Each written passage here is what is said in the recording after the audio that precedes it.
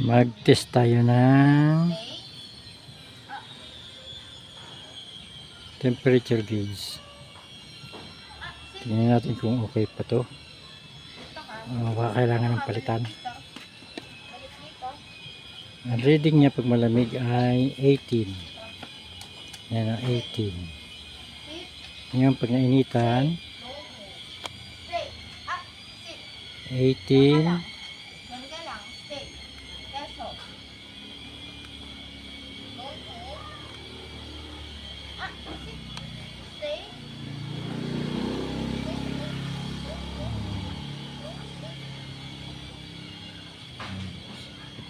$14.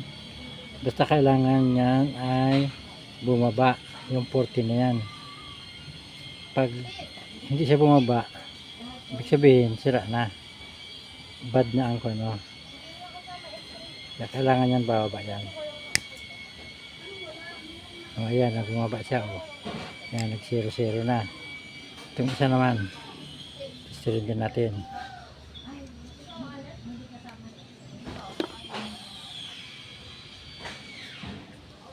Testirin din natin ito.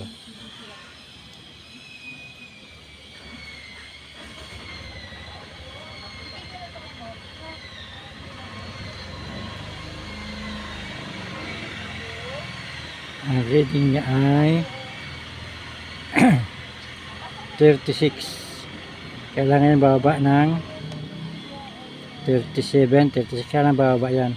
Pag hindi siya bumaba, kung ano yan, yung sira na.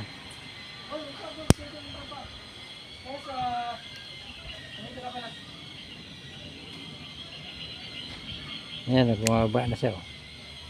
Ayan. 12, 6, 38. Bumaba. Ibig sabihin, on pa siya, working pa.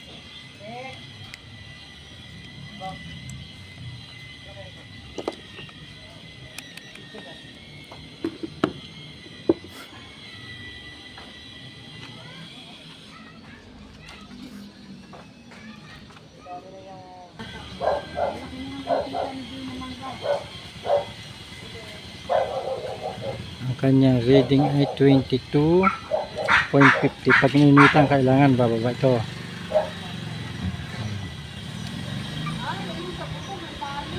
2.253. Kailangan bababa yan.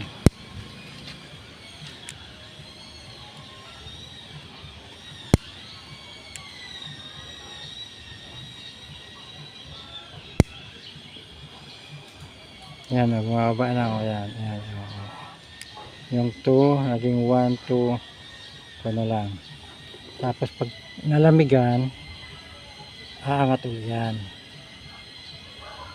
Yan, nalamigan siya. Aangat ulit. O yan, naging 1.7, 1.8. O, magiging 2 na ulit yan. Dahil pag nalamigan, umaangat ang kanyang resistance. Pag umiinit, bumaba ang resistance niya. Okay pa to, normal pa to. Good pa to. Okay. Kaunti na lang ating titest